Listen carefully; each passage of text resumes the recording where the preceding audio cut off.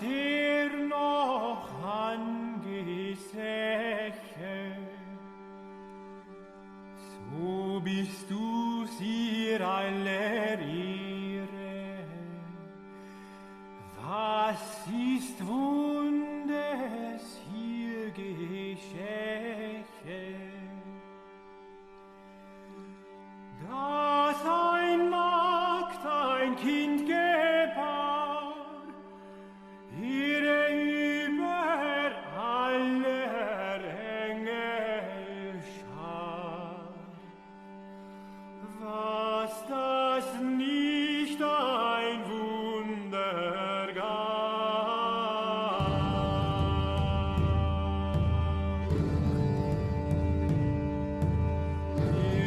This is The New Right, a podcast for the lost arts, reclaiming the literary holy land from the heathen. This is Dan Baltic. This is Matt Pegas. And this is episode 50, a true milestone here. And we are very happy to share this milestone with none other than Jacob Everett, aka at one point Blauergeist, the editor-in-chief of Apocalypse Confidential, the founder of Apocalypse Confidential, a one-time host of the Elroy Boys podcast, very popular pod, current co-host of Resident Life Enjoyer, which is a great pod with just a ton of episodes that feature, many people who have been on New Right, such as Kevin, Brad, I believe Howling Mutant. I could be wrong there, but you have a tremendous body of work already, and we're very happy to have you with us, Jacob. I'm happy to be here for your big 5-0 episode. It's an honor. How are you guys doing? Doing well. We're great. Yeah. I was just regaling you two off of the live recording that I had a very interesting and unexpected mushroom trip yesterday, which was enlightening. And and I wound up listening to the Art of Darkness episode with Walt Disney and you, Blauer, you Jacob. So it was a very pleasant end to the trip. It brought it home, shall we say. Brought it home, yeah. Beautiful. No, yeah, that's definitely one of the... So I was just on... Oh, the connections abound here. I was just on Art of Darkness yesterday for my first appearance on that podcast. And, they do a great pod over there. But really, one of my favorites episodes is that Disney episode that they did with you. Yeah, that Disney one, I mean, that sort of is a lot of that. And the Francis Bacon one, I feel like are sort of great examples of like the kind of like weirdness that we're into here at Apocalypse Confidential, because it's all about, it's like, have the weird sort of like occulty kind of symbolism shit with like, Disneyland and like all the like older animated cartoons and animated cartoons. I'm repeating myself like an idiot. All the cartoons and stuff. Yeah. And then you have like all the old, weird, like sort of like deep state kind of like paranoid kind of stuff. So like those are sort of, that Disney episode is sort of like a perfect microcosm of like what we're into. Absolutely. And where it crosses over with Art of Dark as well. And I was just going to say, Jacob, it's good to speak again, because I think the first time we ever talked was on Robert Stark's podcast. I was kind of back in the day. Yeah, way back in the day. I mean, it wasn't that long ago, but yet it also does feel like a different timeline. It feels like a long ago. Yeah, because you were going by Blauergeist at the time. We mostly talked about like old, like the kind of old bathroom type interior decorating pictures. That was back when I was doing the Bathist gang thing and like posting carpeted bathrooms and shit. Yeah. So like definitely maybe a different incarnation of Jacob Everett / Blauergeist, but not more than like 2 years ago tops. So it's good to speak again in any case. Yeah, for sure. The internet moves at light speed, and we keep cycling through different eras and different incarnations. And we're certainly very excited to discuss Apocalypse Confidential, which is something that you founded and debuted around 3 years ago. Is that right, Jacob? Yeah, our debut, actually our sort of birthday was February 23rd. We Oh, wow. debuted in 2021. And so yeah, our 1 year anniversary was when Russia invaded Ukraine. And so it was sort of like, all right, well, we definitely are in, apocalyptic now. Yes. But yeah, no, it's been about, yeah, we're in our third year right now.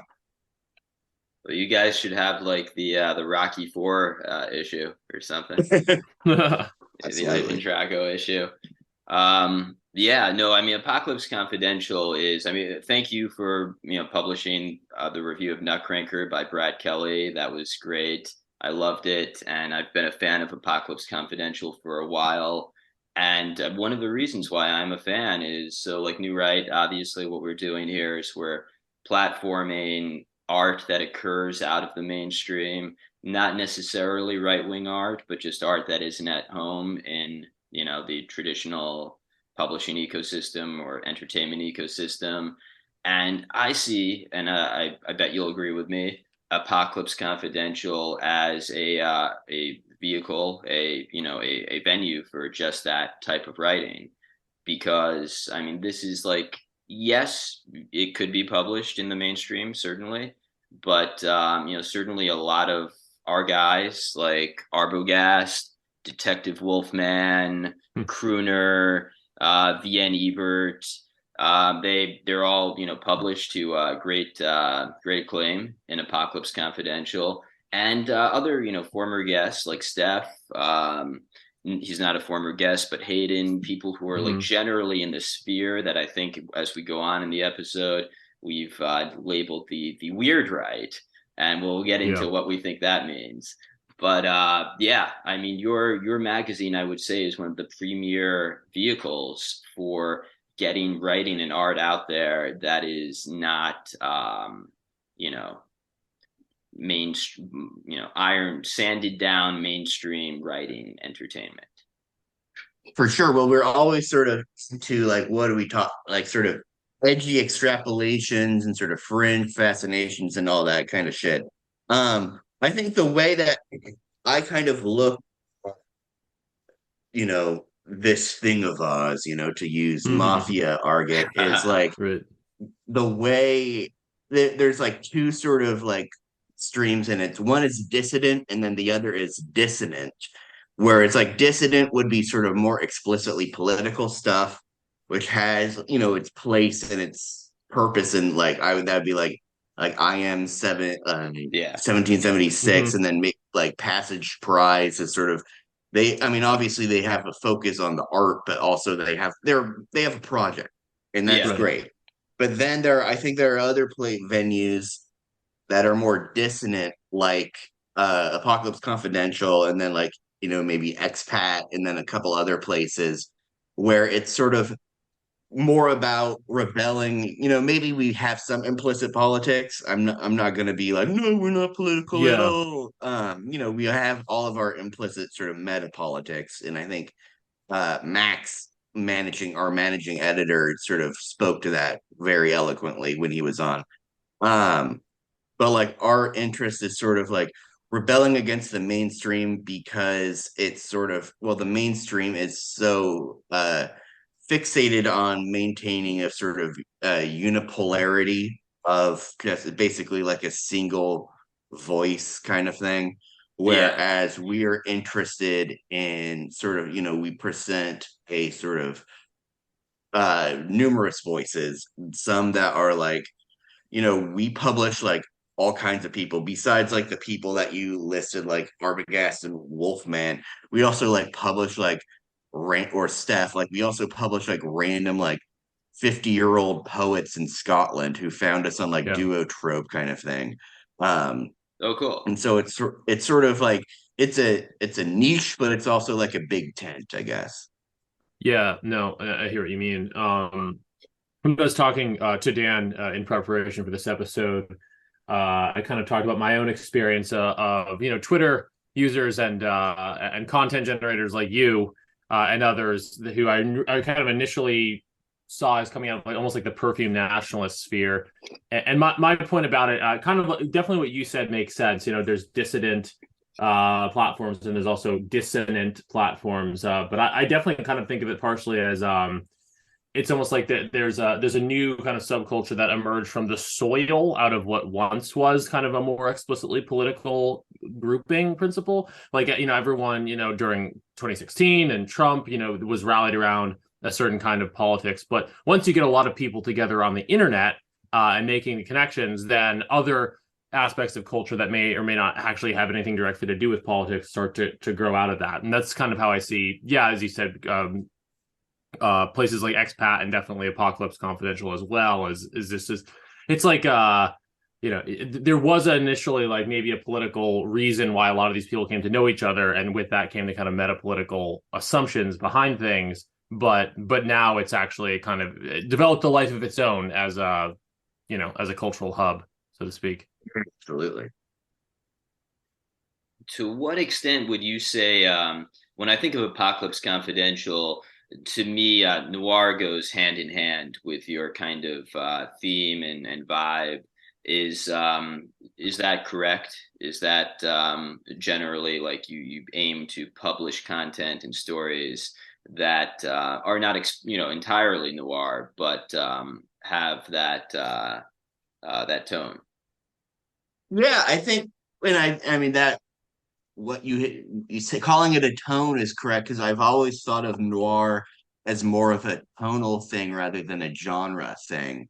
Um, and I'm actually, criminally underread in terms of noir. Like, I mean, I've read a little Hammett, I've read some James Cain, I've read a lot of Elroy, but I don't know, I wouldn't necessarily call him. There's a sort of distinction between noir and hard boiled that, like, Okay. I mean, I don't really know what the distinction is, but I think it's sort of more of an academic one. Um, but I mean, I'm definitely influenced by James Ellroy. I mean, I was the host of Elroy Boys, so you kind of gotta be. Um, and just that sort of like, it's that sort of synthesis, like we're talking about the Disney thing, especially like with like the like Underworld USA trilogy, like American Tabloid, Cold 6000, Blitz Rover, that are like that synthesis of like the sort of low street level kind of sleaze, and then like the kind of like higher corridors of power, conspiring and politicking type thing. And then the kind of realization that like there's like no difference, like there's sort of no division between the upper world and the underworld, that it's all just the one world. um and so how that informs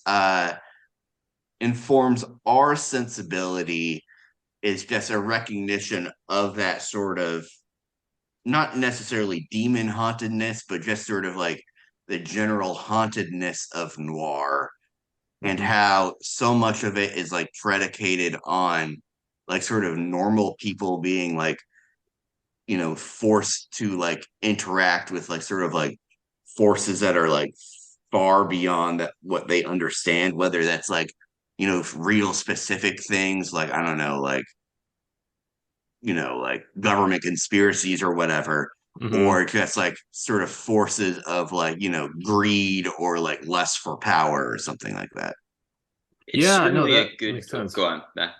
No, I just was going to comment that I like that definition of noir. It kind of goes even deeper. Oftentimes you'll hear sort of basic definitions of noir is like having to do with crime, and there's no clear cut good versus evil. I think that's all true, but on a deeper level, I think it stretches toward what you sort of unpacked there. That notion of normal people interacting with forces beyond their control, whether they're criminal or conspiratorial organizations, or like forces in the universe, even like greed or lust or rage, perhaps. I'm just reminded it's kind of that deeper level of noir where it's not just like the Maltese Falcon, but it's also Eyes Wide Shut, and even a lot of David Lynch. Even it's like this notion of normal people dealing with these forces that seem to come out of nowhere. I think it's just a cool definition of noir. Yeah, and one of our big sort of, or besides, psyop sleaze rag, our big sort of like tagline for this year and forward, hopefully, is sort of low lives and high strangeness, which is kind of a riff on Oh, the whole I like that. low lives and high tech definition of cyberpunk.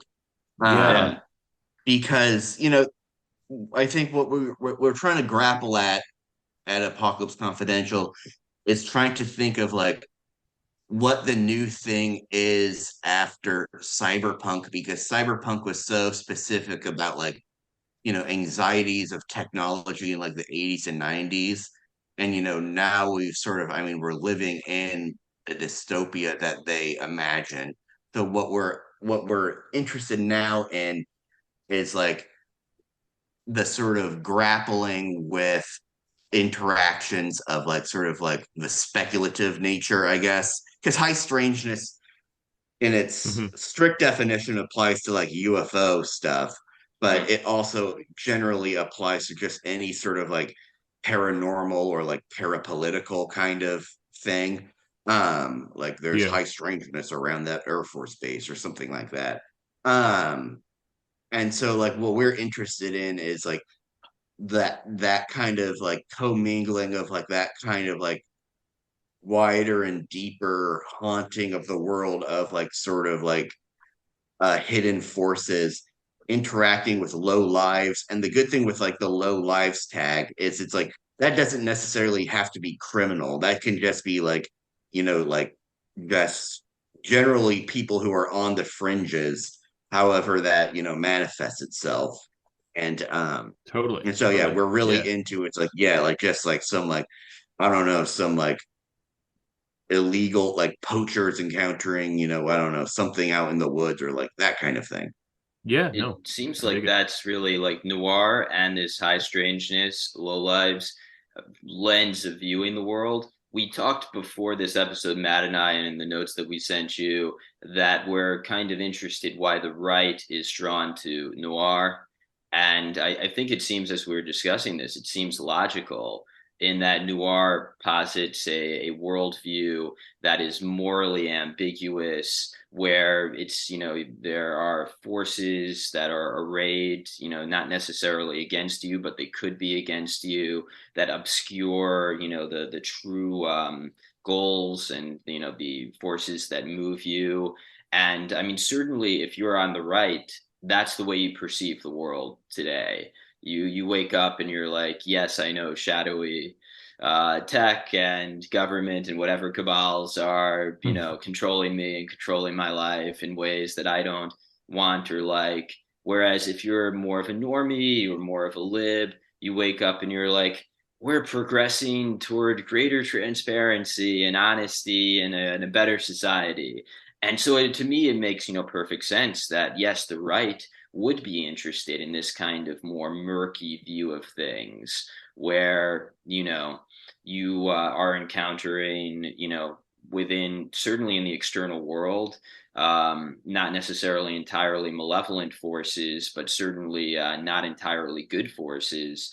And within yourself, like I'm sure many people on the right have, do like search their souls or whatever, and there it's hard to be entirely morally consistent or ideologically consistent in such a kind of crazy time. So I think noir, to me, like, and I'm just realizing this right now, I'm Hmm. speaking off the top of my head, but I realize it's something that is, probably speaks to quote unquote our guys very strongly. Yeah, for sure. Well, because it also goes hand in hand with uh our scene sort of interest in Lovecraft, Oh because Yes. it's yeah. we have this sort of metaphor of like the sort of like deep state being like Cthulhu kind of thing. Yeah. And then that just sort of like applies to, that applies out like also then with noir or like hard boiled stuff where it's like Cthulhu is just sort of whatever the hidden forces are.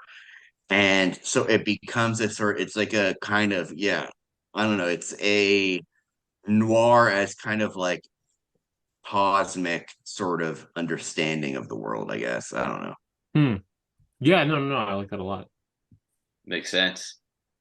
Have you ever read any Elmer Leonard? Because he's one of my favorite noir writers. Um, And I've no read, worries if I you think haven't. I've read probably, I think like Get Shorty. I think maybe like Okay. That's it. Yeah, the Jackie Brown rum. That was like Rum Punch, yeah, right, or something. it Yeah, was. that But that no, I was. haven't read that much, Leonard. Kill Shot is a very good one. I think we were talking about that one with Max. But Yeah. yeah, I enjoyed that one a lot. What Elroy books do you recommend, by the way? Because I've only seen L.A. Confidential. I have not read any Elroy. So Oh what should I man, read to get Elroy pilled? to get Elroy pilled, I would recommend. I would probably start with American Tabloid Hmm. All right. because that's I mean that's more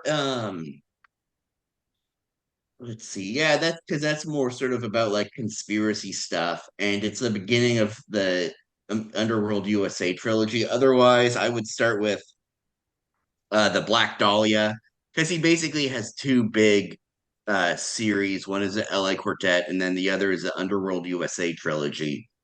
LA Quartet is obviously more about Los Angeles, and that one is sort of more, I guess, strictly sort of crime focused. Mhm. Whereas with the Underworld USA trilogy, he sort of expands it more to be at a national and even international scope. And Mm, obviously, it's still like crime shit, but like it's more sort of, goes into like the territory of like parapolitics. And so it kind of, I mean, it just sort of, I would recommend everything he's written, but like just sort of cool. depending on whether you're more into like the strictly sort of like crime thriller kind of stuff or more of like the conspiracy stuff is should how choose your own adventure on that one. I see. So Okay. Black Dahlia is part of the LA Quartet, which would make sense. Yeah, Is it I haven't read this, but is it like, since Black Dahlia obviously was a real event, does that involve real people as characters kind of thing, or is it much more obviously fictional? yeah, it has. Elroy's really good at sort of like blending in real people. Yeah. Um, and sometimes he always waits until after they're dead so he won't get sued for libel. Hmm. But like yeah, that definitely involves real people. I mean, he in the book Black Dahlia, he sort of solves it in like a fictionalized way, but yeah, there's still going to be like real people in there. But no, it's Interesting. You should, interesting yeah. with like It's probably the one to because start with. I remember reading American Tabloid, and like there was like some character in it who's like like a not even like a tertiary, like a third level character. He's like basically a background character named Chuck Rogers, and he just makes a couple appearances in there. He's like a pilot character, and then I look him up, and it turns out he was like a real dude Hmm. who like got like he was like he's like now presumed missing because he basically killed his parents and like chopped them up and put him in his refrigerator, and then and like he was had some weird connection to like the JFK assassination, Oh, dang. and Hmm. Yeah. Elroy has him like as like a background character in this book, and that's the kind of like interesting rabbit hole and sort of nexus of upper world and underworld stuff that like I'm into and we're into at Definitely. Apocalypse Confidential, where it's like just this super tawdry, murder of parents, like very like sort of tabloid stuff. And then it's like has like weird connections to like Real this life. like huge like national level thing like the Kennedy assassination. I'm Absolutely. curious, Yeah, I where love that would stuff you too. Why? class Don DeLillo in all of this? Because I read Underworld. That was back when I was in undergrad and I had lots of free time. I don't think I could read a 900-page book now, but I read Underworld. I understand Libra was also about the Kennedy Hmm. assassination.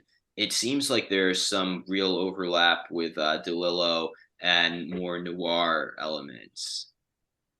Yeah, I mean, DeLillo is definitely. I mean, he's obviously like they would strictly classify him as, I guess, postmodern. But I mean, he directly inspired Elroy to write American Tabloid Oh with wow, okay. Libra. Interesting. Good to know. Yeah, it is good to Yeah, know. and I Yeah. mean, part of what part of what I've always been wanting to sort of champion is sort of the idea that like Elroy isn't like a mere sort of genre writer. You know, he's just sort of classified as like, oh, he's like a crime novelist, whatever.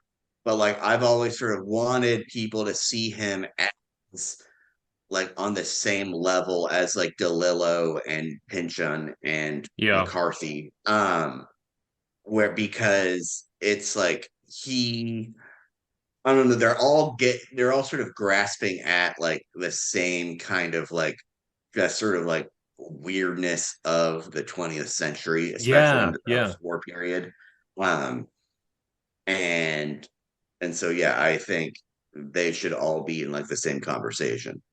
Yeah, I That think makes that's sense. a worthy goal. It's kind of interesting how different writers end up getting characterized in different ways. Very much as you said, Elroy is regarded as a crime writer, but then DeLillo, has this kind of there's a sort of academic appreciation of what would be, considered postmodernism, but it's not always the best defined thing. And again, as Dan addressed, I don't think either of us are super well read in Elroy, unfortunately, but like but I would totally believe that there's a lot more to it than just being crime fiction, in the same way that Don DeLillo, as in a book like Libra, for example, comes closer to being a crime fiction writer than his postmodern reputation would necessarily reveal. It's kind of silly the way writers get kind of shoeboxed sometimes. Yeah. And then there's sort of a continuity with because one thing that I think about with DeLillo is he had like an interview, and I forget if he said it in Libra, but like there's like an interview where he's talking about like, Libra and like the JFK assassination and how he says that like the Warren Commission report is basically something that Joyce would have written if he like lived in like Iowa instead of Ireland or something like that, because it becomes this like had like through this like investigation of like this like national level crime basically is like that through that sort of like thing like basically became like this cataloging of basically what like the early 1960s looked like because they would be Yeah. interviewing the witnesses and the witnesses of the witnesses and like family and stuff like that, and just sort of you get this like snapshot of like how things were back then, and like it ultimately Hmm. doesn't even like connect that much to the assassination, but it becomes like this like tapestry of life back then. And I sort of through that sort of comparison, it's like Joyce, DeLillo, Elroy, they're all sort of part of that same like continuity. Definitely. Yeah, No, that that's makes fascinating. sense. Yeah. Actually, this is not on the outline, but I'm just kind of thinking of it now. A possible book recommendation for you and for Apocalypse Confidential fans, although maybe you're already familiar with it. Have you heard about this kind of new book? What's even the word? New investigative series of books. There's two of them about the Zodiac killer that came out last year. Have you heard about this? I don't think so.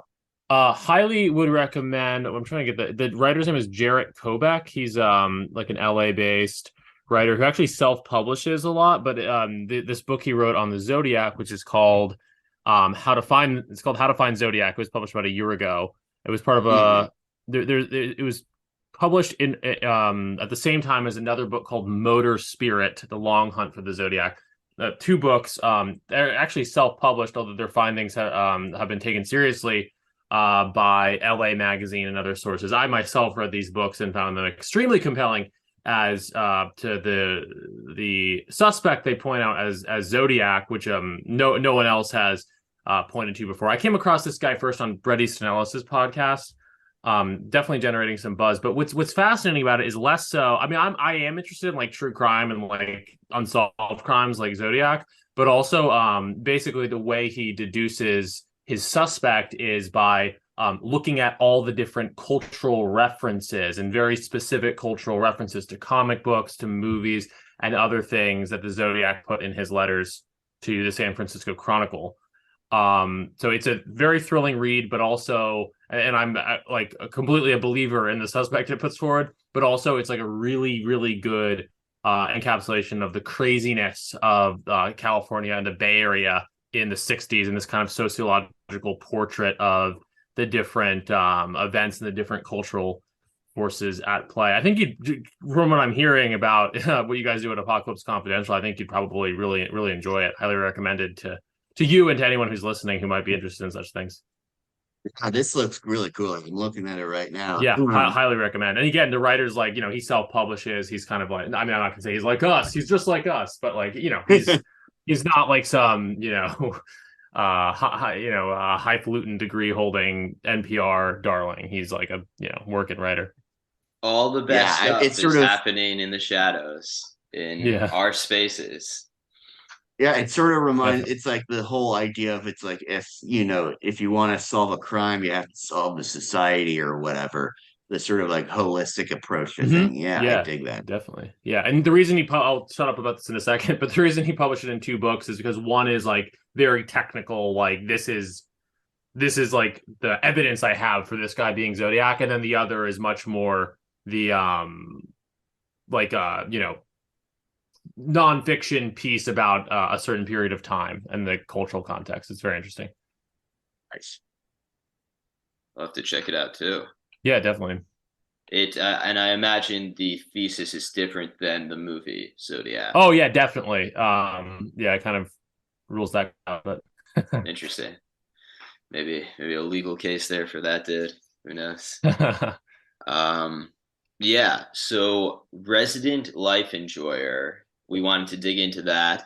And I mean, it seems like you guys have been going for a little while now. And it seems like maybe when it started, you weren't yet a co-host, Jacob, but you are now a co-host of RLE, right? And I think it shares like the same like SoundCloud and Twitter account of like a previous project that Will had called No Future. Which, like, that was like the one that like Geo and others were guests on, and I was a guest a couple times, and then he sort of revamped it as Resident Life Enjoyer, and so it's Will and then me and he are co-hosts on that one.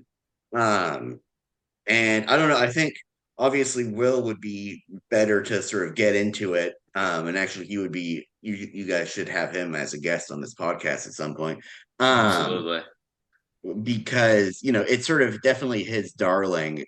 And I think his sort of idea of it is that like, No Future was sort of him more being like in the kind of how he would put it, like post-punk goth kind of phase. Whereas Resident Life Enjoyer is sort of more of him, coming out of that and becoming more of like the sort of new wave. So like from Joy Division to New Order kind of thing. Totally. And like, I mean, I think my way of sort of approaching it is it's sort of like, there's the whole idea of like Resident Life Enjoyer. It's sort of like a kind of faux, like Masonic lodge kind of thing. Like we are the exalted, like whatever, like wood choppers of Washington or some kind of lodge kind of thing. And like my thinking about it is, everyone's seen that like atrocious comic of like let people enjoy things. And the way that's sort of presented is like in defense of like multi-billion-dollar movie franchises, and as a way of sort of like shutting up like any sort of criticism. But I think so far in our episodes, we've demonstrated that like the true way of enjoying something is by critiquing it and analyzing it and dissecting it. And so we sort of, I guess, our mission with that, or my perception of our mission with it, is to sort of offer a kind of alternate way of enjoying something. Absolutely. Like the way you and the episode that I listened to get ready for this, I had recently seen Barry Lyndon, so this made I was interested to listen to this episode, and it made perfect sense. But it was your most recent episode with Aldous about Barry Lyndon, and yeah, as you're describing the process, it was very much you're analyzing its strengths, its weaknesses, and truly enjoying it, I suppose, in that way that, say, an Indian enjoys the whole animal Yeah, by, exactly. feasting on all of its parts. Hmm. And yeah, I mean, you brought up a lot of, and that's another reason why I selected it is like Barry Lyndon is a great study in masculinity, and that has been a recurring topic on New Right. And yeah, so like the way you dug into, I believe like the episode started off with one of you, maybe even you, Jacob, referring to him as a boy boss. And I Oh thought yeah. that was the perfect take on him, because like he is like exactly like that kind of like well, when you think of a girl boss, you think of someone who like kind of is like, fake it till you make it, like put on the trappings of authority, and eventually like people will recognize you for the boss you are. And that's like exactly what Barry does throughout the whole movie. He's like in every situation, he's just like, scurrying and scampering around I mean, to he get the definitely leans in. He leans in until he falls over. But then he basically, the whole story is him basically like failing upward and just sort of like managing to like dagger his way into like, by the end of it, having like a country house and stuff like that. he's Yeah, a it's boy like boss. the ultimate story of just making it work. He leans in so hard he falls over because he doesn't have a leg at the end. That's that's right. It yeah, no, there's a lot of great stuff that you brought up in there. Like so I really like the distinction between how, and I remember you were the one who brought this up, how he has a sort of low level animal cunning, as opposed to that, like he is a trickster, but not in that House of Cards style way where he's thinking like, 20 steps ahead. He's like literally thinking like one or two steps ahead throughout the entire movie. And I mean, that's its charm. It's just like he's just, get scraping by the seat of his pants throughout the film.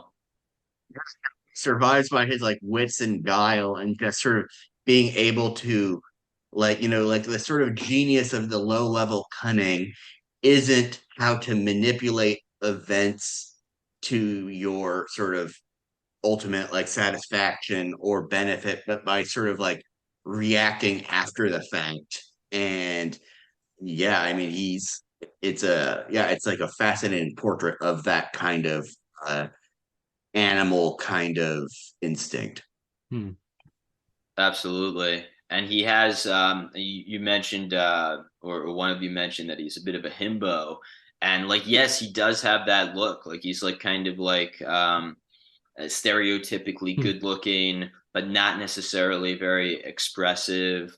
Like the way you might like sometimes when I see a certain type of actress, I'm like, yes, she's pretty, but like she's so pretty she's plain. She just kind of like lacks character. And like that's kind of like, as you see him like, moving around, it's like, yes, he does seem like kind of vacant. And I think to an extent that was intentional.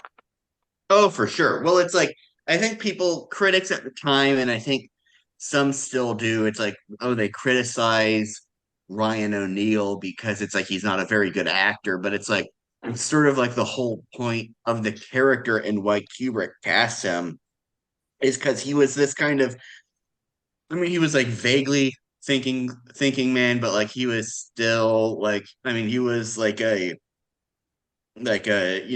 hot commodity in like 1970s Hollywood, and Hmm. like the whole point of casting him as this like guy in like the 1700s 1800s is like to like underline the fact that like, you know, I mean, it sort of underlines the whole like low level cunning thing where it's like he isn't this like deeply expressive, brooding character actor. He's like a sort of like real like surface level, you know, mile wide, inch deep kind of like, you know, star kind of deal.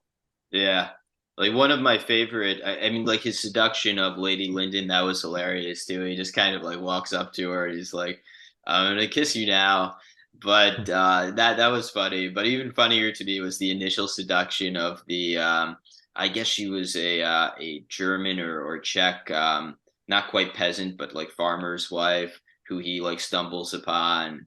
And like it's very obvious that he's gonna make a play for her, and then he does in some like kind of like gentlemanly but not so gentlemanly way, like says something like, you must be very lonely with your husband away. And you know it worked. She's just like, yes, I actually. He's got that PUA game going on. That's right, that 18th century PUA Yeah, game. Yeah, no, it was the Libertine era. So that's right. as you can tell from, as you mentioned on the episode, the syphilitic scars on their faces that they would hide with the black dots. Yeah, Oh, that wow. all that stuff is like like crazy, and I think I sort of like talk about it in the episode where it's sort of like this is like the world, or allude to it in the episode where it's like this is the world that like Tom Cruise falls backwards into in Eyes Wide Shut, because so much of like the kind of, you know, masked orgy kind of thing is basically like the sort of elite trying to like, you know, do their own return with a V to Yeah. like the kind of like libertine aristocracy of the period of Barry Lyndon. And so there's a Yeah, sort of there's a lineage there. Gosh, yeah, leave it to Kubrick to get those details Yeah. in terms of the the black dots and everything. Wow. the full life cycle, Barry Lyndon to Eyes Wide Shut, Hmm. and then the eyes go wide shut. That's right. Dum dum dum. uh, so for resident life enjoyer, I was looking through the you know list of guests, and it jumped out at me. So, and this is something that we've talked about a bit, but Gio, Ortant, Nick Dollinger, John Pellick, Brendan, Kevin and Brad, Kevin Kautzman, Brad Kelly of Art of Darkness, you of course. Matt and I were discussing it, and you know, and obviously you guys are all close to the TPN sphere, Perfume Nationalist sphere, and we thought this a name for this scene or whatever could be the weird right. Yeah, I mean that definitely tracks. We are definitely weirdos.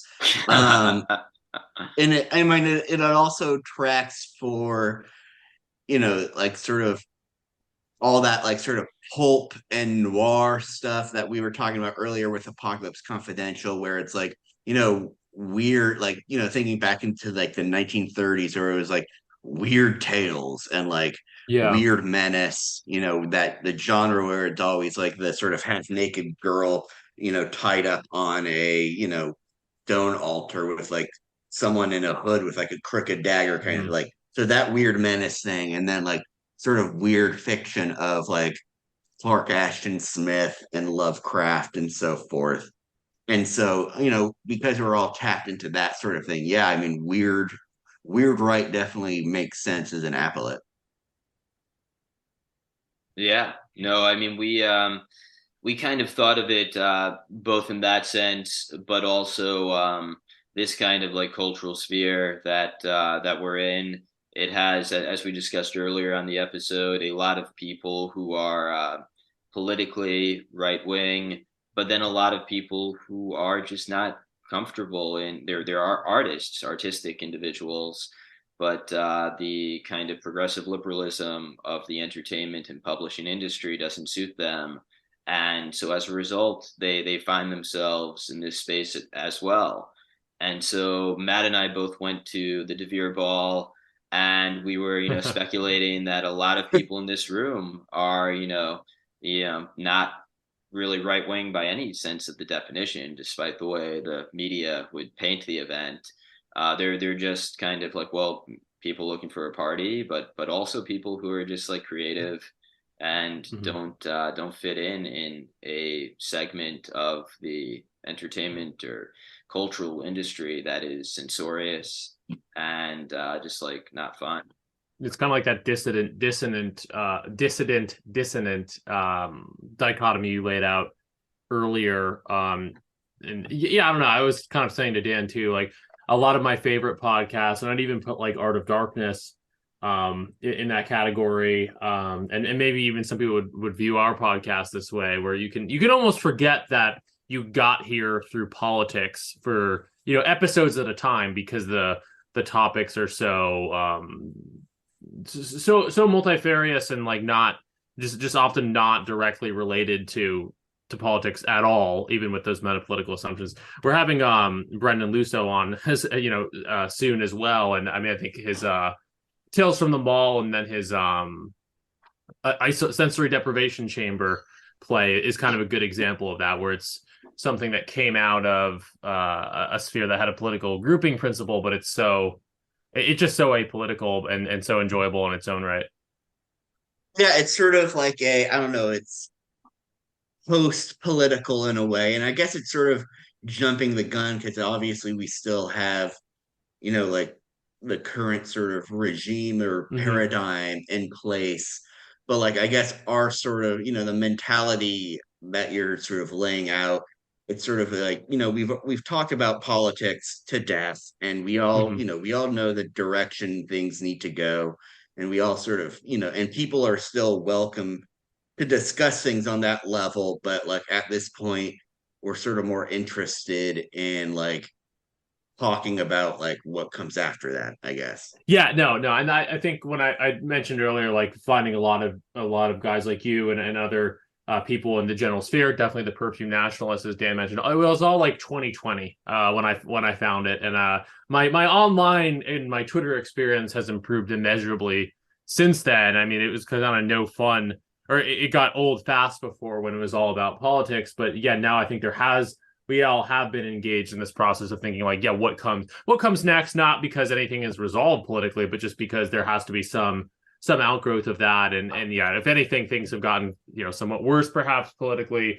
Things are, I think I probably said on this podcast before that things are just kind of rather dull and uninspiring on the political platform right now. We'll see what happens in 2024, but there's a real need, for these kinds of spaces. And I think they've been one of the great flowerings of of the Trumpist, online sphere, shall we say? Yeah, it's sort of. I mean, it's like just sort of like thinking about thinking about what the sort of Blauergeist brand is. It's like I mean, I feel like I used to do like threads and talking about politics and stuff, but like, I mean, nowadays I basically what are my three main tweets are basically just woke up from a nap, stogie o'clock, and then just me watching some like weird random like 70s like sleazoid like vampire porno or some shit like that. Yeah. And it's like, it's sort of like posting sort of past the political stuff, I guess. Definitely. Yeah.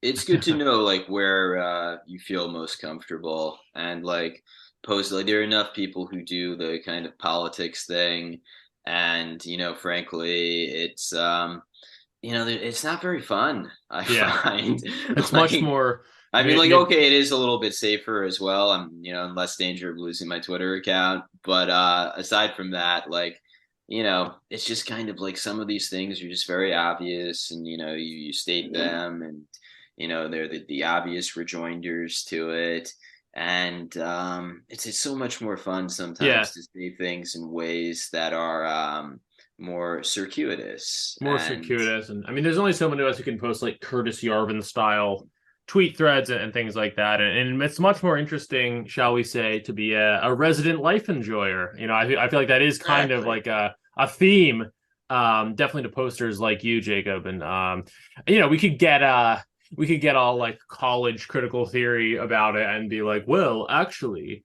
to post about simply enjoying your life as a man in America is in fact political. And I say that as a joke, but you know, I think there's something to that too. I think there is like a little bit of a I just want a grill man type of mentality. That's the boomer thing. We're not necessarily boomers in that way, but you know what I mean. Like in posting about these niche, cultural interests, maybe there is some shred of not identitarianism, but you know, a shred of sort of standing your ground for what you like to enjoy. But overall, yeah, no, it's much more. It's not directly political and much more interesting for it, I think. Yeah, tweeting about smoking cigars indoors as a man is a revolutionary act in I 2023. mean, yeah, where's the line? I mean, it kind of is. Like if you have a girlfriend, I'm surprised you get away with that. I would not get away with smoking my cigars indoors. I remember I tried it actually in college. I never had siblings, and I went to college, obviously, I guess, I don't know. And so I'm in the dorm, and like this was in 2004, so people weren't as crazy about smoking. But I light up a cigar in my room, and some guy, like, yeah, a big football player type guy, comes to my door. He's like, "You gotta put that out. It's fucking stinking off the floor." And I'm like, "Oh shit, man. Okay, Yeah. But yeah, no, it is a revolutionary act, smoking cigars indoors. It's like that. You just gotta have that, Arnold mindset. You gotta be, you have to think to yourself, I'm ballsy, I'm a stud. You just gotta do it, brother. That's right. Yeah, there's something really fun about like it's like it feels good, and like it's a lot more fun than smoking a cigarette. It's just like, I don't know, it's like a performance almost. Oh yeah. Well, I mean the stogie buzz is definitely real. Like, I mean, I've semi-jokingly tweeted about how it's like, cigars are like a hallucinogen or something like that. But I mean, they really do like affect you in like a way. Oh yeah. And yeah. Interesting. Yeah, like when you're like done with a cigar, like, well, you've like, I mean, you're not inhaling really much, but like you like feel it way more than even after like, a whole bunch of cigarettes. It's a more there's more of a build to it. There's less of a rush, more of a build, and it's more of like a atmospheric, put you in a headspace thing than a cig, I find. Yeah, for sure. Are you a cigar man, Jacob? Is that part of what we're talking about here? I wasn't sure.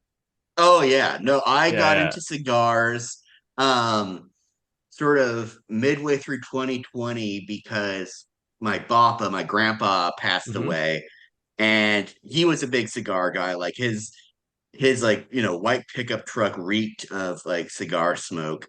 And there was like some like leftover cigars from like his like collection. Yeah. Not super good ones, but I mean there's a charm to that where it's like, where it's like on one hand it's good to have the expensive ones, but like when you're just getting like the $3 sticks, that's how you know you're really into the stogie game. Yeah, I mean, I've smoked swishers with tobacco rather than weed, so you're not. I definitely get it. And yeah, and so then like had like some left over from his stash, and like basically just like smoked it in commemoration with him. Mm-hmm. And then ever since then, I've been hooked, and like my place is like literally like down the street, like only like a few blocks away from a cigar store here in where I live. And so it can be a dangerous habit because these sticks can get pricey, and the guy at the store is a great salesman. And Yeah. so, Yeah, he right. could easily sell me a pen because he could sell me, these sticks that are like, rack up. But, everyone needs their vices, everyone needs their Yeah. habits. Absolutely. No, I do agree with that. No, it's when you have a habit that's or a vice that's somewhat controversial from a CDC type perspective. I feel like it's even easier for someone to be a salesman because like you feel like you're in on it with them when you go into the shop there. But moreover, I do appreciate, although it's probably not always the best thing because I'm not one of these people who actually think smoking is good for you or anything like that. But I do appreciate this kind of undercurrent online where on like the online writer dissident sphere, whatever you want to call it, where there's this pro tobacco sympathy because it's just yet another thing where everywhere else in the world pretty much is vehemently against cigarettes and against smoking, against nicotine, tobacco, etc. But definitely the online right is a bastion of like actually here's X, Y, and Z ways in which cigs are good for you. Again, not sure if that's actually the best messaging overall, but it is always fun to me. And I love the cigarettes over weed type memes. You know what I'm talking about? Like where it's like the bell curve. Yeah. Well, it's sort of like, I mean, I never really cared for the whole like sort of like actually, tobacco is good for, or cigarettes or cigars are good for you kind of thing. Mm-hmm. Because I mean, I guess I have a bit of like the nihilist death drive in me where it's like, no, the reason they're good is because they are bad for you. Yeah, no, Um, it's true. yeah. I prefer that outlook. Yeah. Yeah. Yeah, it's kind of like, well, like eating like a delicious bacon cheeseburger. Like I guess there are some people who will argue like actually that's good for you. And it's like I don't think so. Yeah, yeah. Like I mean like it's not as bad for you as some other things, but it's not actually it's good because it's good. And so Mm-hmm. that's the same like reason with cigars. That's the same reason with like all of these things. Drinking, it's good because it feels good, and hopefully it's bad if you do it too much and you have like issues that arise from it. But yeah, no, it's we like these things because they feel good. Exactly. Yeah. Yeah. Well, and it kind of goes to, I mean, I think there's probably a way we can like sort of tie it in with like the whole noir mindset because, Oh yeah, and they're all smoke like arg chimneys. you Go know, on. Sorry. Yeah. arguing, um, the whole sort of argument that like, oh, they're good actually is kind of, it's just kind of like the inverse of the sort of, I guess, woke school kind of they're bad, so don't do them kind of thing. Whereas like this true sort of middle path, I guess, or whatever, is sort of being like, it's like, well, I mean, yeah, it's sort of, I don't know. I'm grasping at No, I but think I I know think what you Well, I mean. get it. Yeah. I think Walt Disney said it best, right? When he was like, I Hmm. need to have some sins. And like, I Yeah. think he recognized that smoking is a sin in some respects, but it's like, it's something that you need to have that stuff that you enjoy. And we don't know what other stuff he was referring to, Right, Yeah. right. but Well, and then the smoking is he fine. had that great line that's like, Walt Disney, quote unquote, doesn't smoke cigarettes. I do. Oh, Yeah, yeah. No, that's interesting. interesting. Yeah, I'll take another like way too much of a reach here, but I'm just gonna go for it. If it sounds too retarded, we can cut it out. But it's almost like the way that cigarettes are regarded in American life is almost like the way Donald Trump is regarded in America, or like the right way to view Trump is the right way to view cigarettes, and that it's not that he obviously he is kind of this gaudy rich guy, but what's cool about him is that he owns that it's transparent what he is. That's his appeal. So the right way to Yeah. view cigarettes is also like that. It's like, no, they're bad for you. Well, I don't think Trump's bad for the country, so it's not a perfect metaphor. To be clear, I'm a Trump fan. I think both of us here are anyway. But you kind of see what I mean. He's this aspect, and Trump himself also hates cigarettes, so it's really not a perfect metaphor. But Yeah, it's I just get one of what you're these going for. things. It's just one of these things that's been so demonized by the powers that be in the media, et cetera, that exactly what it is, and there's something liberating about owning that and still liking it, despite all of its supposed Yeah. flaws. Well, it's sort of like embracing the ambiguities and complexities of sort of like noir America, Exactly. It- Yeah, yeah. yeah. There is something noir about I think both of those sentiments. Yeah, I mean, certainly there are ambiguities and complexities in Trump. And like, yes, we some of us choose to embrace him anyways. And I think, yeah, it's a similar dynamic with stuff like cigarettes. Like yeah, there's some, it's not necessarily something that's good for you. Maybe you don't want to smoke it all the time, but there's something to be said for it. Right. And It's like there's something to be said for, well, I don't know if I want to say some of this. There's something to be said for the way Trump acts in many right. situations. Even when it has a sort of destructive result, it's like that moment in a noir plot line where it's like you have to choose between something that's going to hurt you in one way or something that's going to hurt you in another way, perhaps. And you it's a nuanced, it's a morally gray decision, but you got to make it. Sometimes that mindset. You just gotta grab life by the lapels and oh, I thought you were going to and just tell it who you are. Yeah. So yeah, that's what our treat boy life does. like the junior associate. Exactly. Boy boss vibes. Yeah. Throw him right into the meat grind. No, That's right. We've never done that. One thing that I wanted to get back into, I realized that I missed it when I was going over Barry Lyndon, and I think it's kind of important. It's a callback to one of our earlier episodes, the distinction between formalized violence versus wild violence, which was one of like the biggest takeaways I had from that episode. And so, in the context of Barry Lyndon, it's he is in 18th century English society. He is in the British Army. The way in which you fought in those days was to like essentially like march at each other on an open field and shoot until one side falls down the most. And so there's a very formalized violence. Dueling, which figures heavily into the movie, is formalized violence par excellence, especially at the end where he was dueling with Bullingdon. Bullingdon is he's the son of the lord who was married to Lady Lyndon, who Barry Lyndon displaced, and he married her, got her money, and so obviously her son, Little Lord Bullingdon, is he's not very happy with Barry Lyndon, and for good reason.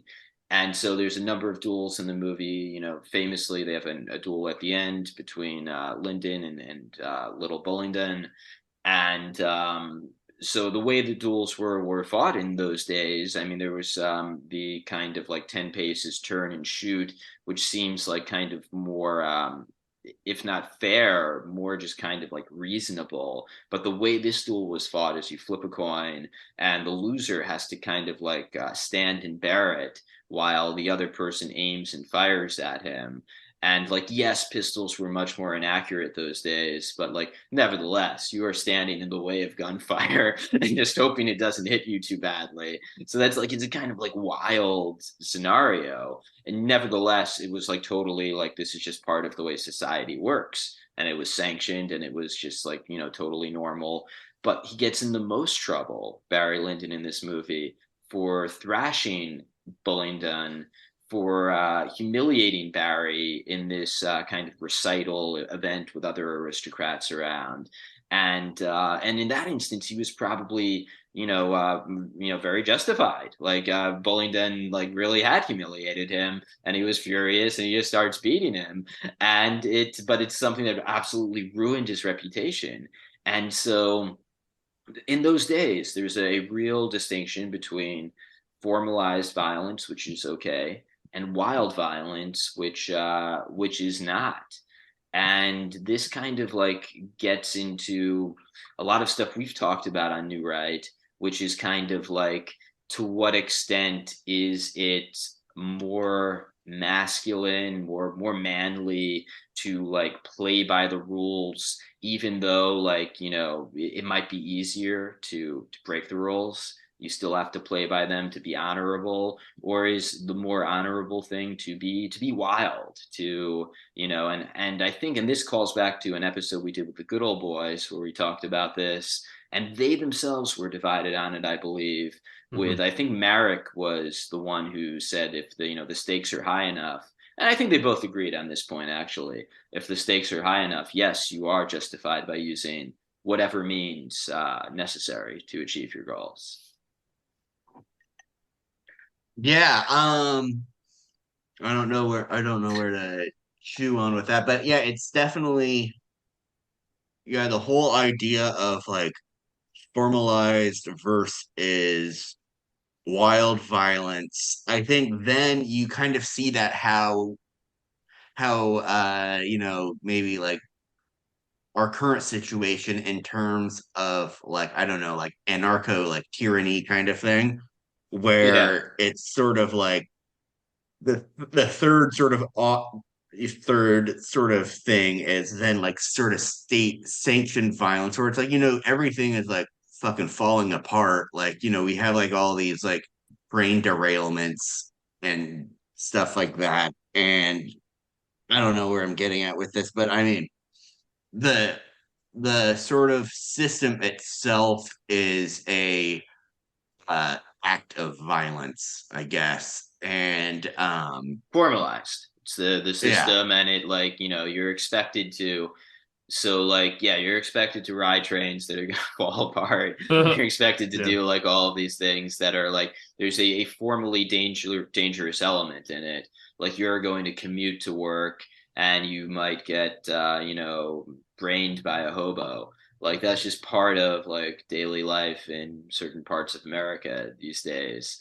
And but you yourself, like, will be, like, your behavior will still be judged very harshly. So, like, if you see like some like wild-eyed hobo like eyeing you up, like, you can't, attack him until he attacks you. And so, like, that, I think that's like a very good example in some respects of like we have this system of, you have to play by the rules. And then, like, once, like, the rules have, the threshold has been met, you can be violent yourself. But not until then, and only in that particular situation. So, I mean, not to get too political, but I mean, obviously there's stuff that's been in the news with all sorts of civilian, some people call them vigilantes, other people call them, just people standing their ground. So there's all sorts of instances where this, I think, is at play, where like there are certain situations where, you are like given the okay to be violent, but until that point, you cannot be. Yeah. At least yeah, that's my and thoughts on it. yeah, that's interesting. I guess the takeaway is we need to bring back dueling. There we go. Yeah, Yeah. exactly. Yeah. 20 Well, I mean, they paces. kind of are. I mean, they have, there's been cases where it's like they don't, like fry them because it's like mutual combat or I saw whatever. that. Yeah, that's Yeah. hilarious. Yeah, yeah, I mean, we joke about this, but BAP actually a lot on Caribbean Rhythms will talk about bringing back dueling, and I mean, I won't give a definitive opinion, but there's something to it. There's something to that kind of formalized. It's kind of like a middle path a little bit, where it's like it's not the total. It's not the what we have now, which is in some ways is a society that's is a little too it's a little too antiseptic until all of a sudden you're the victim of violence. You know what I mean? You're kind of depowered, as you talked about, Dan, even though there's violence around you.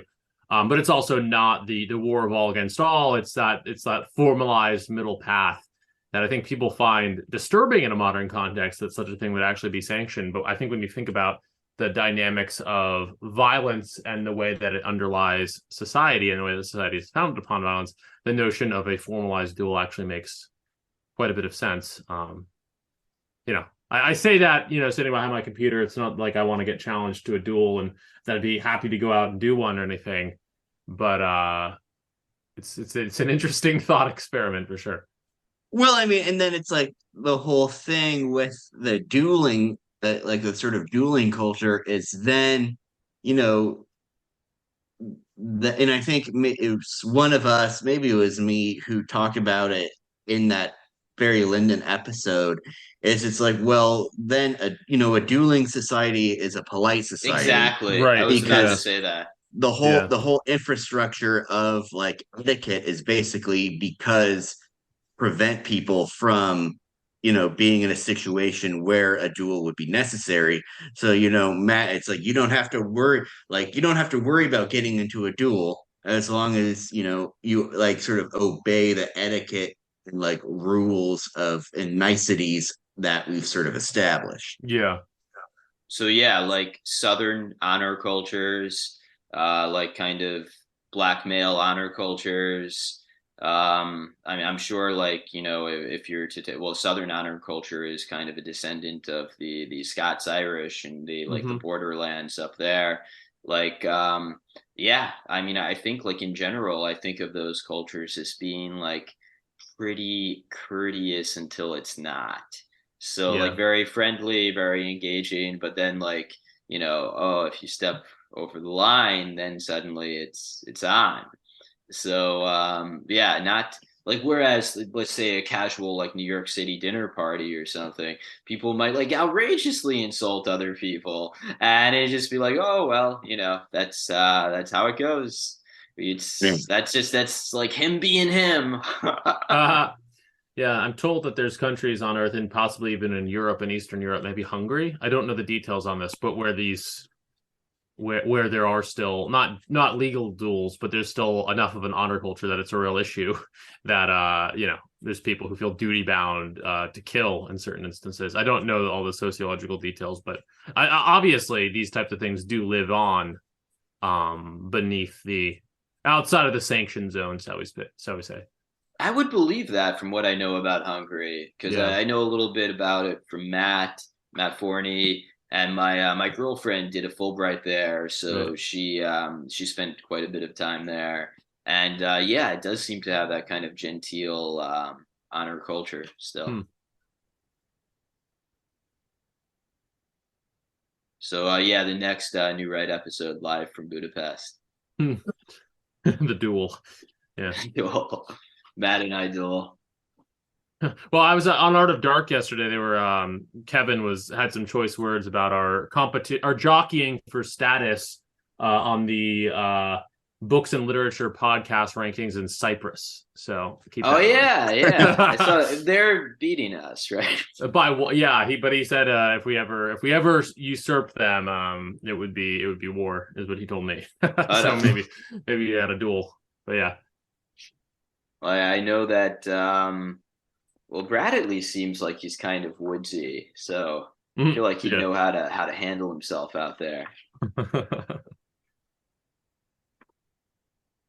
So another topic we wanted to get into was I was listening to your Tales from the Mall episode with obviously Brendan, but also Howling Mutant.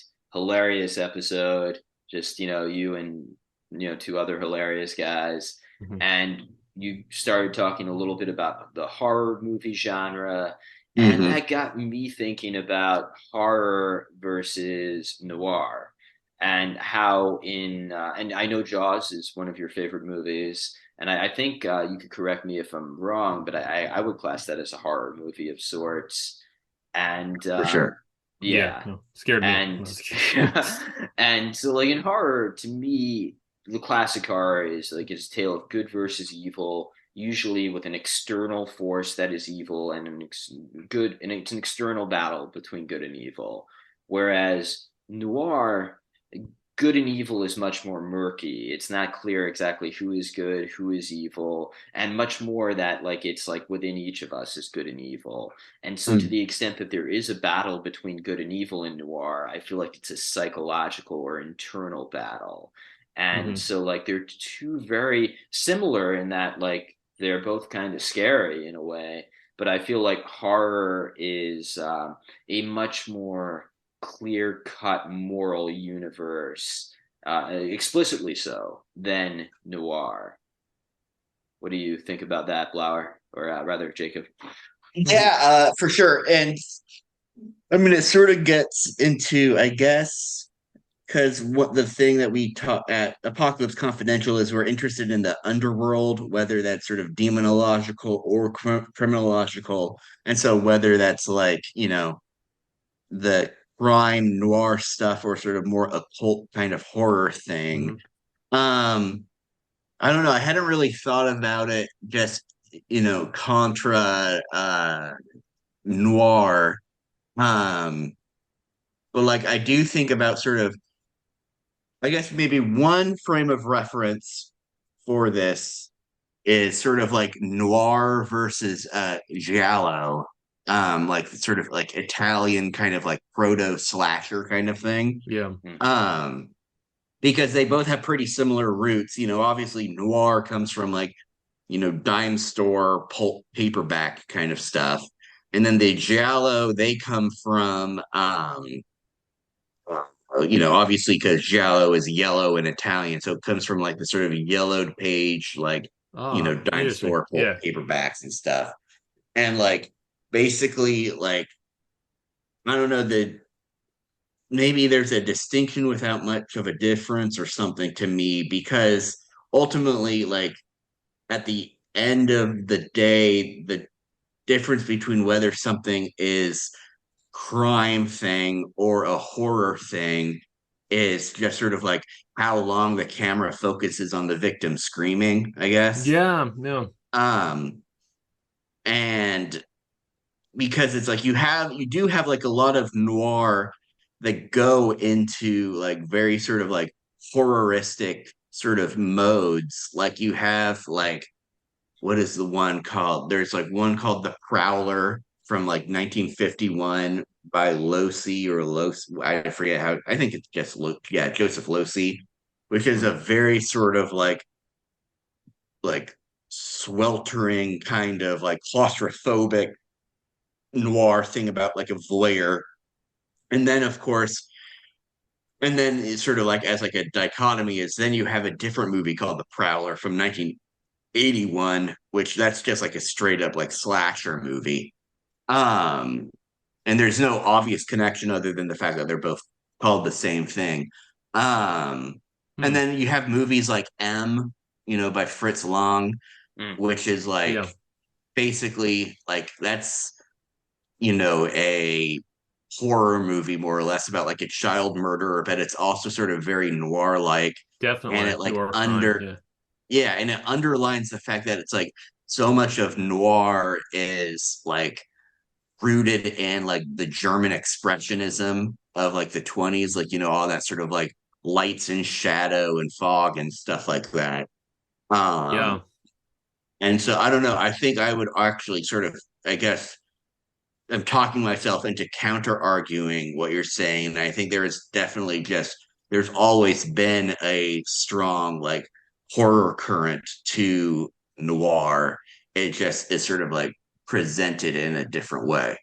Yeah, I mean, Interesting. I think I agree with that more or less. We are talking about it with Dan, leading up. Like, I think that they're kind of parallel genres that it's just a different aesthetic. There's kind of a different intentionality behind them. The horror movies' intention is typically to scare. The noir movies' intention is typically maybe more maybe more procedural, maybe more philosophical, although absolutely both horror movies can also be very procedural and philosophical as well. So there's a plenty of overlap. But I think that like the sort of metaphysics, so to speak, are not so different. I think that both noir and horror are inherently sort of um like dualistic, good versus evil type of genres. I think that oftentimes in horror movies it's kind of a clear cut like evil is a very like the essence of evil is boiled down to one representative, whether as an external force or something from within human nature that is then countered or that then must be escaped. And then in noir, things tend to be a lot muddier. The waters tend to be a lot muddier in terms of who's representing what. But nevertheless, I do think they're kind of both dualistic. Both of them take good versus evil and that struggle very seriously. And, neither of them are like morally relativistic genres in any sense. But both A kind of good take, sort of yeah, a good movie to sort of look at is, I mean, Psycho, which obviously is Mm. sort of like the, godfather of like the slasher genre in a lot of ways. yeah, But like, I mean, I think a lot of people look at it so much as like a horror movie, and they look at the shower scene and like the, Bates Motel, all that sort of gothic kind of stuff. But like a lot of people forget that like so much of it is based on like, Marion Crane, like she like steals a bunch of money from her employer and to like go off with her boyfriend or Oh something yeah, like that. it's a good And then example. so like it starts off with like a straightforward like noir crime thriller kind of like, that's like the sort of MacGuffin of it. And then it's sort of like everything becomes like sort of like startlingly clear cut because, you know, this woman, this character has like these sort of like murky motivations and like sort of like there's this whole sort of I guess intrigue about like this money and like the getaway and all that stuff. But then ultimately none of that matters once she steps into steps into the shower and gets like stabbed to death. And then, Right. it becomes a completely different thing. Um and so it's sort of like I guess whereas noir kind of revels in like the complexities of life or whatever, horror is much more about like this like, clarity of like, all right, that person has a knife and it's coming at you and you don't have one, and that's what life is. Yeah, no, it's interesting. There's less of a contradiction. There's no like they're complementary is what I'm trying to say. They deal Yeah, in different levels of experience. As you said, how long does the camera focus on the victim screaming? How long does the camera focus on the blood? Maybe that's as much the difference as anything. yeah, And there's certainly instances of complex protagonists in horror as well. Protagonists who are not clearly good or clearly, evil. So, yeah, I mean, there's a certain murkiness in both genres, I would say. absolutely.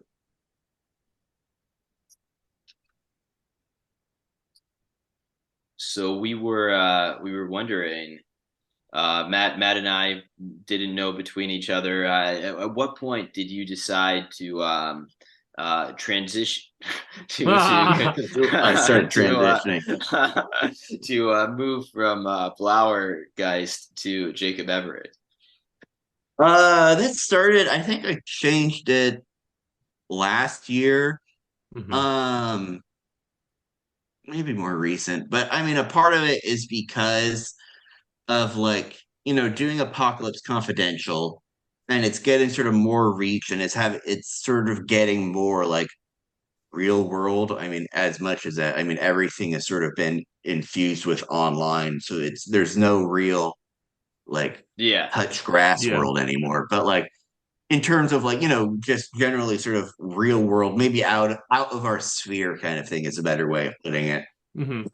Exposure and like I a part of it is a pride thing because it's like I I look at Apocalypse Confidential and it's like Blauergeist didn't make that, I did. Yeah. No, I think what you're saying. And it's like, yeah, and so it's like Jacob is my real name and Everett is like a family sort of name, and but it's like so it's real enough where it's like there you don't feel like the sort of disjointedness of person versus persona. I Yes. see what you um mean. you know Like Yeah, that's I've made why I similar turns within my online career. Yeah, go on, yeah, Dan. Yeah. that's why I chose Dan Baltic. My first name is Dan. The last name is not Baltic, but like I knew it was like it. This is a nom de plume that I can kind of like stand behind and feel like is like if not my family name, it's like I can claim it as my own and feel like a certain amount of accomplishment as I see, um, you know, writing and accolades or whatever accrue to this name. And I yeah, remember before I started this, a friend of mine, then a good friend, he said something like, "Well, why would you even want to do any of this if it's not under your real name? Because no one will know it's you." And it's like, well, that's a good point, and in a certain sense. But I mean, we exist at a certain moment in the culture where, like, unfortunately, I can't have all of my friends and family know it's me because, of various career and whatever complications. So, like, I don't know. I feel like we've entered a moment in the culture where our alter egos are very important, and like we live a certain portion of our lives through our our alter egos. I mean, I definitely agree, but kind of as Jacob alluded to, I think there's something to the middle path, right? I've long this has been less of an issue in the past like year, but online there was actually been times with BAP and others getting into it about whether or not anyone should be anonymous, whether or not anyone should be public, with a lot of people having pretty firm opinions on either side. Like, no, everyone should be public, no, everyone should be anonymous. I've always been a believer in two things. One, that, mileage varies and people should make their own decisions, and others should respect that. This sounds a little bit like gender politicking here, but you get what I'm saying. But then the other thing I've always thought is that there's something to the middle ground of it all, where, yeah, you're sort of, there's some indication, the way that Dan, that you are open about that you're a lawyer and that you actually built a lot of your online joking about that. There's something to not hiding who you are, you're not playing a character. You're just, taking some precautions. So like, it's not, because there is a difference, obviously, between your online presence and your real life. That's fine. That's healthy in a sort of more performative sense. It's all good for us to have our own little personas that we're crafting, but I do think there's a middle ground where you can still give some indication as to who you are, and take credit along with that, while also not being totally public or totally anonymous.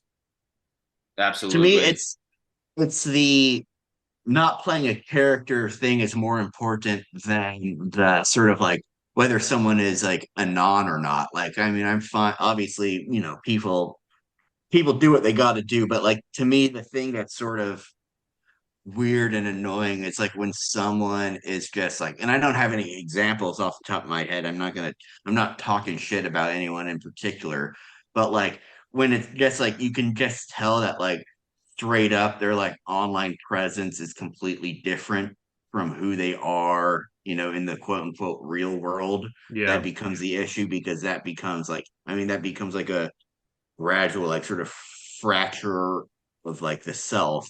And so Mm-hmm. I think, and that's also a part of why I just decided to go by Jacob Everett, is because it's like, everything that I tweeted about as Blauergeist is like stuff that like, I mean, I talk about in real life anyway. Exactly. And Yeah. like it's like I'm that person anyway. So like there was really no point in having the sort of Blauergeist, nomenclature. Mm-hmm. No, that makes a lot of sense. I remember like it was like you and Brendan, who used to go by Gorgonzola Man. It was kind of all at the same time. I remember a bunch of people started going by less online type monikers, and some of them base doxed, so to speak. But it made sense as like as a development of where this scene was going. Again, as you said earlier, Apocalypse Confidential is hardly a political organization anyway. So I think it makes sense to come out from behind the mask a little bit.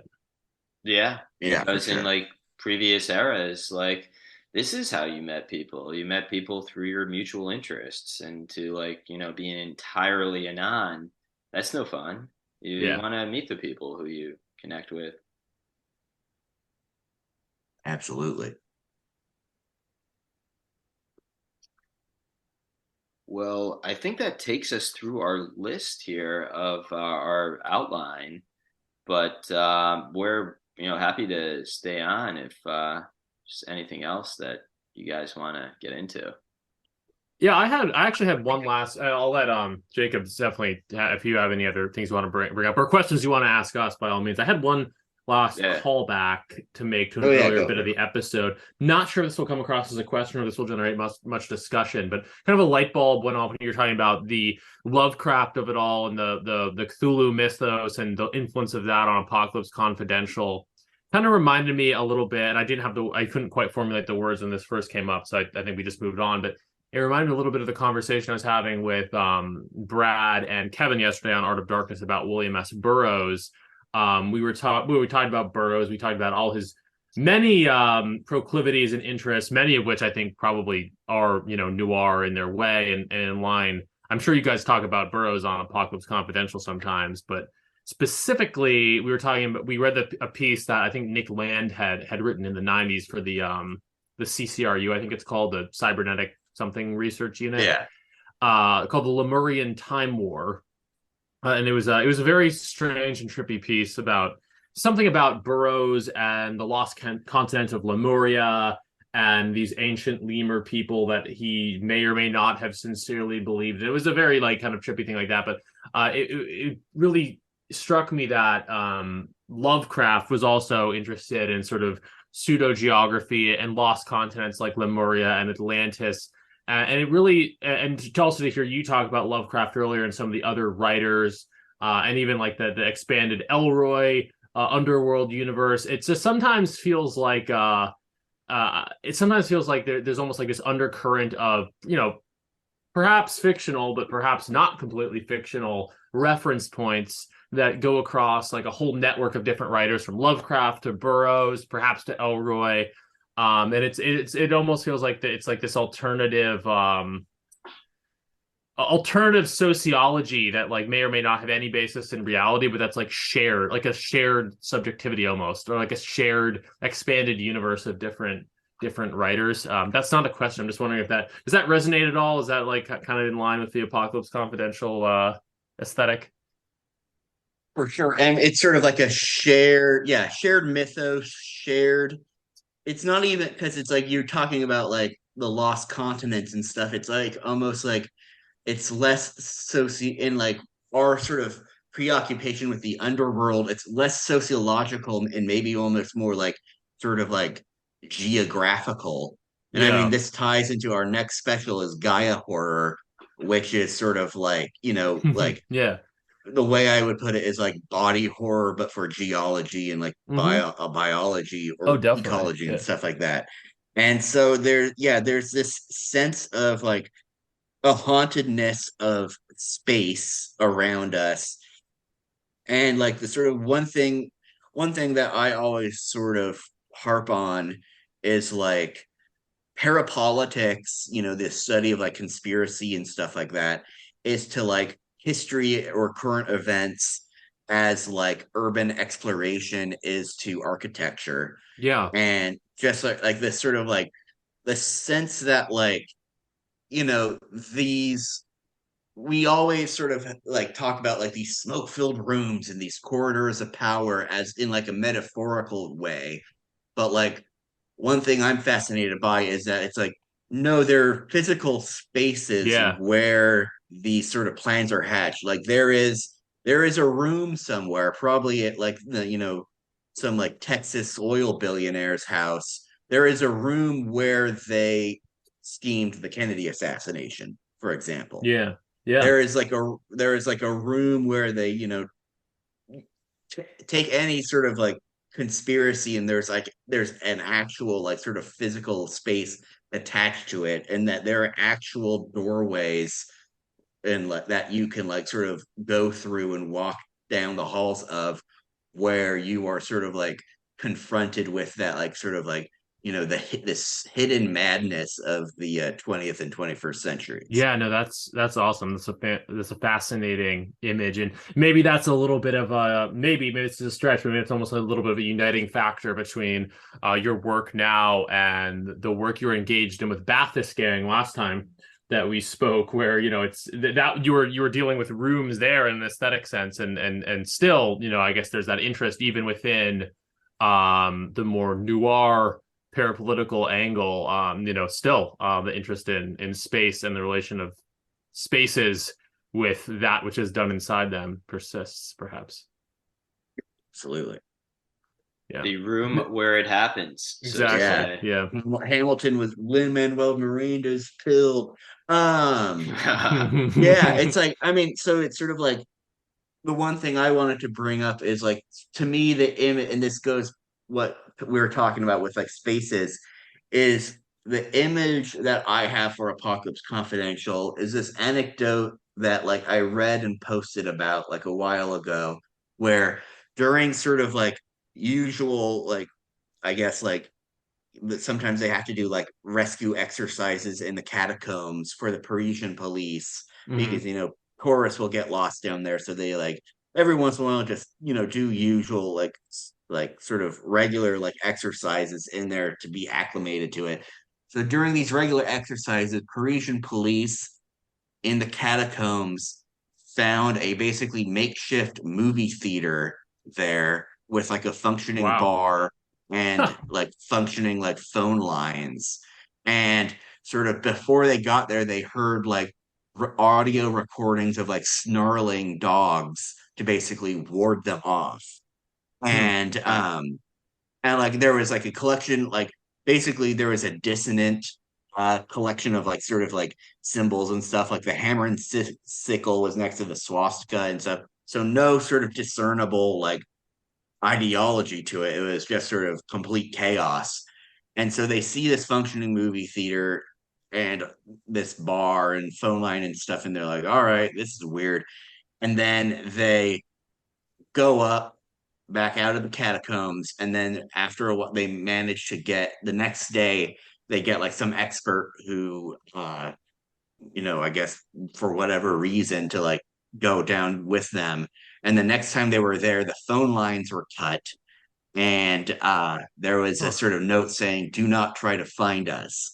Jeez. And Yeah. to me that is a sort of perfect encapsulation of the kind of tone that we like at Apocalypse Confidential, where you have like the police, you have criminality, you have like dissonant uh ideology, you have like sort of like literal underworld stuff, and you have like sort of movies and everything like that. And yeah, that is the Apocalypse Confidential worldview in an Par image. excellence. Yeah. That makes No, sense. absolutely. And what's wonderful about that stuff, whether or not it's shady interests theoretically operating, it's wonderful to kind of rediscover mystery within the world, because I think that's something that is so often missing, in the overly rationalized world, and especially with the internet. With the internet, obviously, is the starting point for a lot of us in kind of going down these rabbit holes. But nevertheless, there's a sense that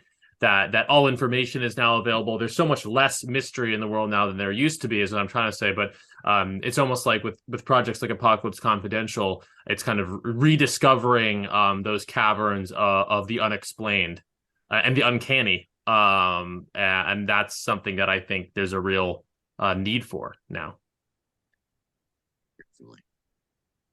And also that we don't necessarily want to be found like they didn't by the people who we don't want to be found by.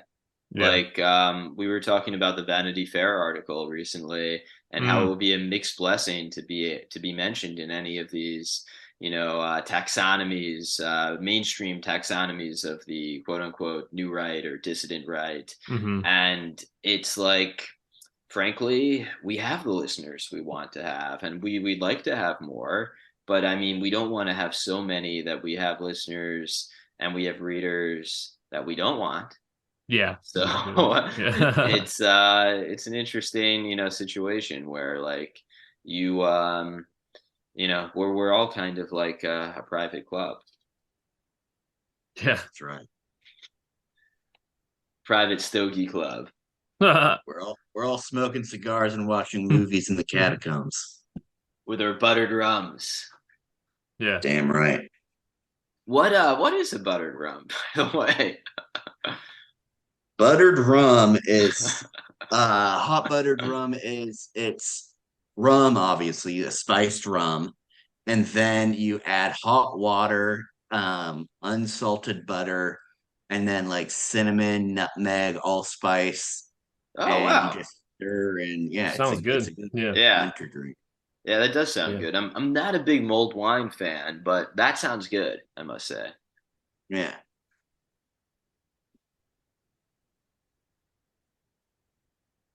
Well, on that note, I think that about brings us home. Oh yeah. Unless Yeah, that's just there's fun. yeah. Yeah, thank you for coming on, Jacob. And yeah, I mean, again, Apocalypse Confidential, everyone should be reading it. everyone should be listening to Resident Life Enjoyer. And please, take this chance to, tell anyone where they should go to check out whatever you want them to check out. Yeah, everyone should go to apocalypse-confidential.com. Follow us on Twitter at @con_mag. And on Instagram, we're also there at apocalypse_confidential. Our next special we recently dropped, I guess, recently, a couple weeks ago at this point, we dropped our love special, which included a review of Dan's Nutcracker by Brad Kelly. Everyone should read it. Absolutely. And our next special is going to be for Earth Day. I mentioned it earlier, Gaia horror. So if sort of body horror, but for, the earth and just sort of the sense of the ancientness of the earth freaks you out, then submit and read for that special. And then we have a couple more specials down the road. We have Dust, which is John Ford and the Atomic Frontier. So that's basically like fusion of Old West stuff and then like Atomic Age, like marginalia. Like basically imagine the Las Vegas skyline in the 1950s with a photo with the marquee of the winking cowboy at the Pioneer Club, and in the background you see the mushroom cloud. That's the aesthetic for that one. And then in November, for the whatever anniversary we are at for the Kennedy assassination, we're doing our Bad Back Jack Thanksgiving Spectacular, which is all about sort of like deep history and deep politics, sins of the family, sins of the nation, whether it's left wing, right wing, whatever wing, it's sort of all part of one, atrocious bird. And so that should be a fun one too. Awesome stuff. I look forward to it. Yeah. Yeah. No, the revenge of the sky god, I guess, against the Earth Mother. And I forgot we're getting into book publishing. Oh, hell yeah. We should have mentioned. Yeah. Yeah, we're getting into book publishing. We are going to formally drop our sort of announcement and submission guidelines on Monday, so tomorrow.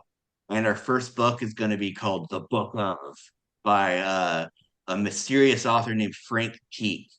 And it's sort of like a collection of like sort of weird mondo, like extreme, increasingly disturbing crimes, like linked with some sort of religious fervor. That should be it. That's coming out May 8th. Awesome. Great. Yeah, and then we're going to do poetry collection called Pale Townie by our poetry editor, Tom Will. That's sort of him riffing a bit on like the poem that's in Pale Fire. And we don't have a release date, nailed down for that one, but that'll be sometime, obviously, this year. And then we might have a couple slots for like one or two other books. So, we're just getting the press, started this year, but we're going to start cranking them out. Awesome. No, we can't wait to see, what you guys put out. And we know other people too. Like when people have heard that you guys are pivoting to publishing novels, and other works, there's a lot of interest, and I think there's a lot of hunger for this. So I have no doubt you are going to be awash in submissions. Oh yeah. I look forward to picking them up, reading them. Well, yeah, appreciate it. Absolutely. It was great having you on, Jacob. Thank you for coming on. It was great to be on. Thank you so much.